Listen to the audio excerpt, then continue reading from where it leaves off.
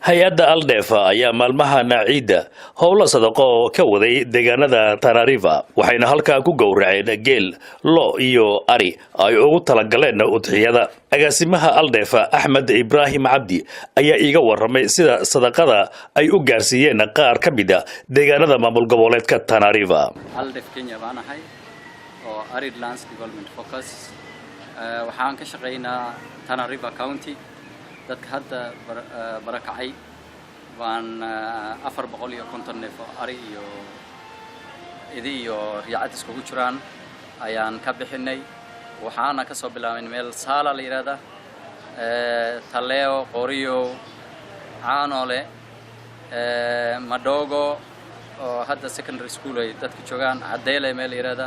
Ziwani Bakuyu Madengeni intaasan xoolaha ugu talagalnay inaan u kala qaybino marka hay'adda la yiraahdo Islamic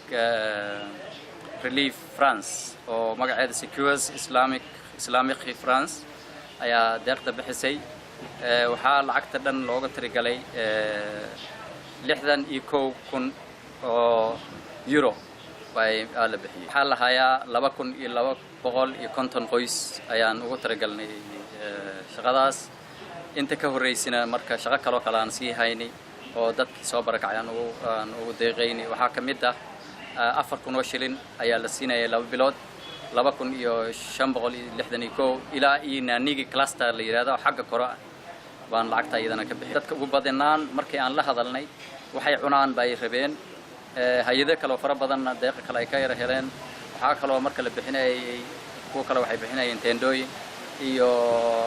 guriyihii lagu isticmaalay jikadii qalabkii kale oo ziyaadsan ay dadkaas ka heleen anaga waxa kale oo bixinaynay haweenka waxaan siinaynay wixii kale oo loo baahnay waxa kamid ah gabdhaha dhalaya iyo dumarka dhalmada hadda wali ku jiraan